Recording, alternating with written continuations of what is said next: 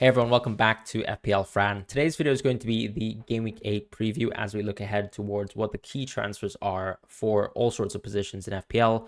Obviously, another topic this week is going to be captaincy, which for the first time is going to be a little bit more controversial. I think we actually have 3 captaincy options this week, and I'll be talking about them last up in the video. The first topic is going to be forward transfers, then midfield, then defenders. Starting with the forwards, of course, I think this is a position where a lot of people will be immediately reacting to Ollie Watkins and his 23-point haul.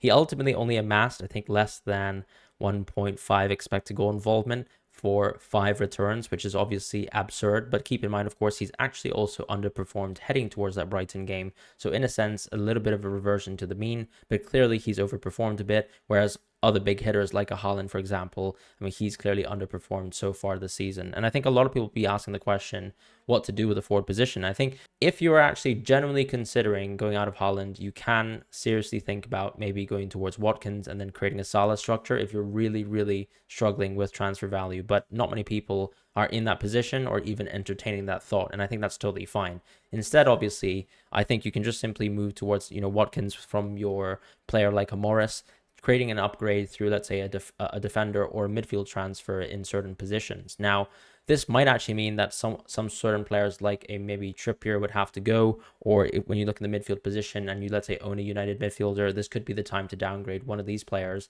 into someone like a Diaby of sorts, and this would actually maybe give you finally the money for Watkins.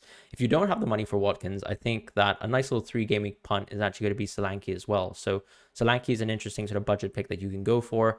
Ultimately, if you actually don't really want to own Watkins, or let's say you already own Alvarez, I think the topic, of course, is going to be what to do with Julian, given that he has effectively, I would say, 3 bad fixtures coming up. Now, obviously, one of those fixtures is actually Brighton, so I don't think that's actually a bad fixture. In fact, that actually looks like a very promising fixture. And then obviously you've got Bournemouth at home in Game Week 11. So the way I see it is, I think on a 4-game week perspective, yes, of course, Watkins looks much better when you look at 3-game weeks. But actually, once you include that Bournemouth game and actually Watkins doesn't have a particularly good Game Week 11, actually, there isn't really a need to sort of jump from a FOMO perspective to go from Alvarez towards Watkins, because you're also taking away a lot of money in your bank and actually maybe reducing also your ability to sort of make good midfield transfers going forwards, or even defender transfers going forwards if you need to do so. So I actually think that if you own Julian Alvarez, it's actually a good time to still hold him, because maybe actually instead the next time to actually go in towards Watkins is Game Week 10 versus Luton, because now that we're looking at this Wolves team actually looking quite resolute and also actually very strong from the offensive point of view, maybe you don't really need to jump onto that sort of Watkins FOMO. I would only really consider Watkins if I'm, let's say, owning someone like Morris, who's actually looking at a Tottenham at home fixture, which isn't particularly good. On the other hand, if you, let's say, own picks like Mateta or Edouard, this is probably also a good time to jump on. And if you can't afford, as I said, Solanke is an interesting punt. Obviously, Awoniyi is sitting right there, but I also think you get more value from Solanke, who also just has 3 good fixtures back to back. Hey everyone, this is Fran from the future here. I just wanted to mention that Eze is out for 6 weeks, so obviously he is not going to be an injury consideration. If you watch the video and you listen and hear about Eze, ultimately he's not going to be an option. I do think James Ward-Prowse is nice, but honestly, not at Game Week 8. He's more of a Game Week 10 transfer for me. At this point in time, I would generally consider downgrading simply towards Neto, or even, for example, Gordon, if you actually think that you can actually have someone that can cover really well for Game Week 8, and potentially, for example, play 4 defenders in this specific week in general. So that's going to be my transfer recommendation. As far as the midfield transfers this week, I think it's actually quite simple. It's just a case of, if you own these Man United midfielders, the question, of course, is whether you actually continue to persist with them. And I think, I've actually activated my wild card to go out of them, but I think these are, they're not arguably bad fixtures. It's amazing, right? It's Brentford at home and Sheffield United away. So that Sheffield United away fixture, if you're holding towards the Game Week 10 wild card, is one where I would strongly consider keeping your United assets for. The only question, of course, is whether you're actually prepared to take these price drops, because these price drops could actually close you from actually getting the wild card on 10 that you want. And unfortunately, unless you wild card in the short term, you won't be able to get to them, which is actually why I've wild carded myself. However, if you're quite confident in your transfer value, or you, let's say, already have Son in your team, I actually think that you don't need to do that sort of midfield transfer, because instead of actually going from Rashford to Son, you don't have that transfer in your mind. And so unless you, let's say, need to go towards Maddison, which could justify maybe a transfer out, I think the more pressing transfers are players like Sterling instead, where he only has 1 good fixture left, and it's not particularly good anyways because it's an away fixture. and Burnley, versus Sheffield United in terms of the radar of fixtures left, it's much worse, right, compared to United. So I do think Sterling is probably a more pressing transfer out. And then when we, let's say, talk about Saka, I think if you're planning a Game Week 10 wildcard anyways, where you can bring back Saka into your team, since he's also close to a price fall, I think I would generally consider transferring out Saka as well. So Saka's probably one where I would say Saka to Son is a very, very good move. Now, Saka to Madison is probably not a move that I would consider, because I'm probably not going to captain Madison over someone like Haaland if I only own Madison and I don't have Son in my team. So in that situation, I'd probably keep Saka. Obviously, keep in mind that there could be an injury diagnosis. That means Saka's out for maybe 1 or 2 weeks, but I think he's going to be fit. Probably just took a knock once again in this Bournemouth fixture. So I would say, unless you, let's say, are trying to get towards a captain this week for Son, there's no need to really jump out of Rashford and Son. Rashford and Saka, sorry. So this is a week where you need to sort of assess whether the price value and the transfer value is really important to you, and also if you're wildcarding on 10. Because if you're wildcarding on 10, it's actually quite safe to jump out of Saka. You're only really missing him for 2 fixtures, which is going to be City and also Chelsea. So those are my immediate thoughts on those 2 players. And then in terms of other midfield transfers this week, I think obviously a lot of people are getting quite tired of Mbeumo. So someone in that sort of price range is, looked at, right? So you have James Ward-Prowse. You also have some players who are a little bit cheaper like Neto. And also you have maybe the option of simply going towards someone like Eze, who's a really good fixture in hand, which is Nottingham Forest at home. What I would say about Mbeumo once again is if you're a Game Week 10 wildcarder, hold him, right? Because there's a Burnley at home fixture, which I'll be quite enthused with it as an Mbeumo owner, and probably at that junction I would probably jump off. Now, if you're obviously a Game Week 8 wildcarder, I'd probably consider generally just getting out of Mbeumo. He does obviously have 2 okay fixtures. It's Man United away. Man United don't look particularly good, of course. We have mentioned it a couple times, but you also have this Burnley at home fixture, which I think is really, really good. Whereas when you compare to, let's say, someone like Diaby or Mitoma and players like that, or even Bowen, for example, who's a little bit more expensive, or James Ward-Prowse, all of these players don't necessarily have perfect fixtures Game Weeks 8 to 9 in comparison to, let's say, Mbeumo's 8 to 9. So I don't think a -4 is needed to get out of Mbeumo. On the other hand, I think this is a good time to consider if you can actually downgrade, for example, towards someone like Eze, which is quite a nice move, because Eze actually has a clean run of fixtures after Game Week 10.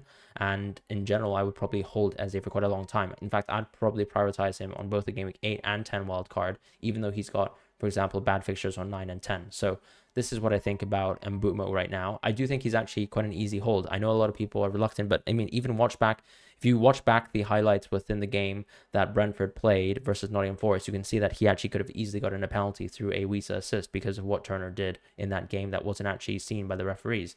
So yes, of course, whilst Mbeumo is sort of playing on the touchline as a right wing back, and that's very frustrating as a Mbeumo owner, myself being an Mbeumo owner for the last 2-3 weeks, the reality is he still is a good pick, because at any time you're going to get penalties, and there's not really any player in this price point, in this category, who also has access to penalties outside of Eze. So that's why I suggest Eze as a pick. Now, if you really want to save money and that's your only way to go going Salah, I do think Douglas Luiz and Neto are interesting, right? Because Douglas Luiz actually is that penalty taker that we're looking for. So he can be an interesting pick. On the other hand, you can also look towards someone like Neto, who has been very consistent this season. But I would say that the question about Neto is always one about team strength. Yes, of course, individually he's a great player, but he's also a little bit more expected assist dominant as a player, which means that obviously he's relying on his teammates to do better. And then when we look at, let's say, expected goals, it does pale in comparison to some of these other picks. Douglas Luiz is a little bit different because obviously his sort of avenue towards expected goals is mostly through the penalties and also some of the set pieces. So he is a nice option, but he also closes you off from Diaby, which is something I don't like. So let's say if you go for a triple setup of Aston Villa and you go for Cash, Diaby, and Watkins, this is probably the best way to approach Aston Villa. Whereas if you go Douglas Luiz, you sort of close yourself off to that option. So that's one thing I don't really like in the midfield position.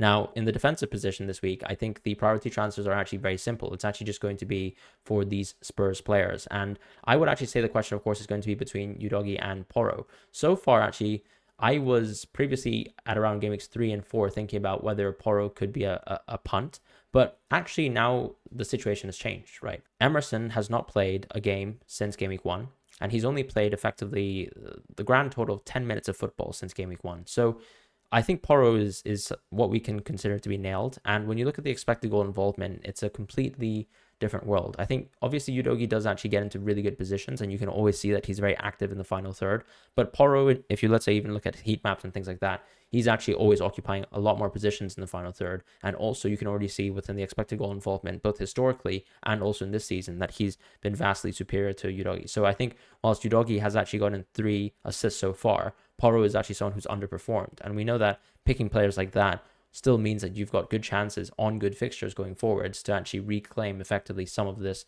expected goal involvement that you haven't really cashed in on. So players like Eze, players like Porro that we've been talking about, and even previously Matty Cash, who's been doing better, these are players that we expect to get more expected goal involvements going forwards just because of the historical data. And over a sea of good fixtures, I think Porro is the priority pick here. Now, if you already own Udogi, there's nothing really to do. I think instead, obviously, the transfer is to maybe go towards a Crystal Palace defender. Now, Anderson has obviously scored 2 goals this season from an expected goal sort of involvement of 0.56. Obviously, he's overperformed. I think you can actually just save money if you really want to get, let's say, a clean sheet opportunity here with Crystal Palace and actually just go with the player in this team in Guehi instead. Or you could obviously just simply just go towards Cash, as I mentioned, because I think Cash is actually just perfect for this in general run. And there's nothing really that says Wolves away is a bad sort of juncture to jump on. Yes, obviously, Wolves were able to steal the clean sheet away from City as well. But what I would say is when you're just looking at this fixture, ultimately, this is a good run to actually start owning Cash. And you're probably wanting to prioritize defender transfers that will actually serve you well for this entire run, as opposed to sort of go for a stopgap solution. Someone like a Crystal Palace defender can rotate well with a Newcastle defender, but for example, as soon as Game Week 9 comes along, you might have to actually play him versus a Newcastle player, which is very tough. So I would prioritize players who actually have in general better fixtures within the short-term period. So Cash is obviously a priority pick.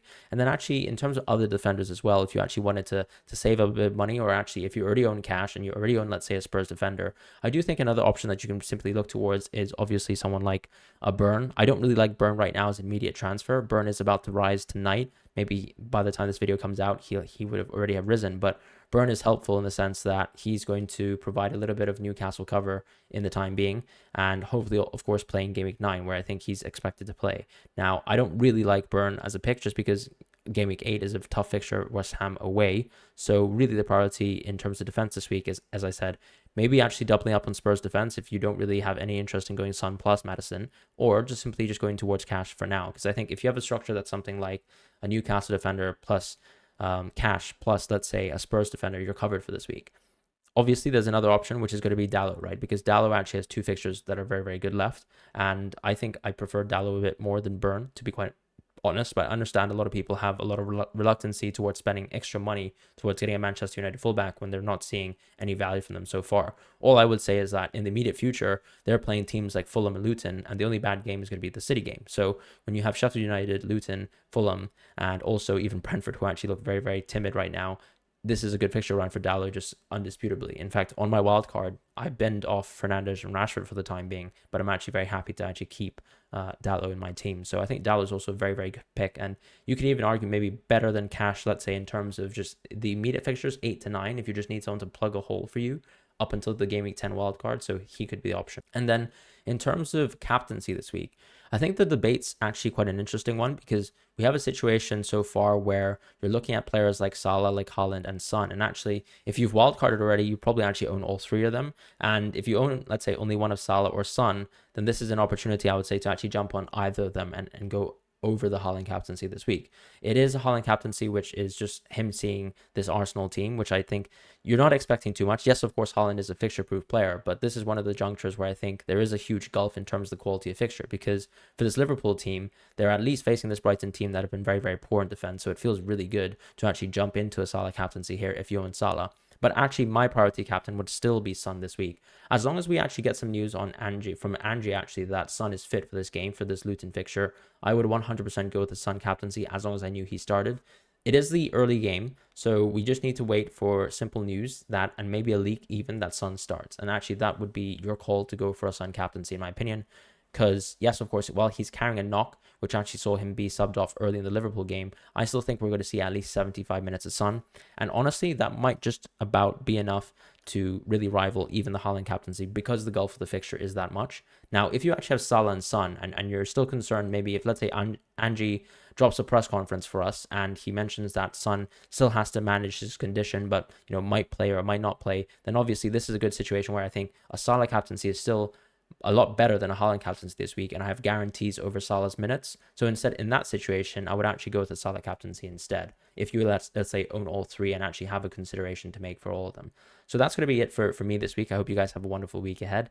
And in terms of the Game Week 8 preview, if you have any other questions, feel free to ask me. In terms of goalkeeper transfers this week, I think there aren't really any goalkeepers that really stick out to me. Yes, of course, Leno has a great fixture, but if you actually look at Fulham's fixtures and actually click on them on the FPL website, you'll find that they have really bad fixtures ahead. So I really wouldn't consider transferring goalkeepers this week ultimately, but that's going to be it for me for this week, and I will see you guys next week.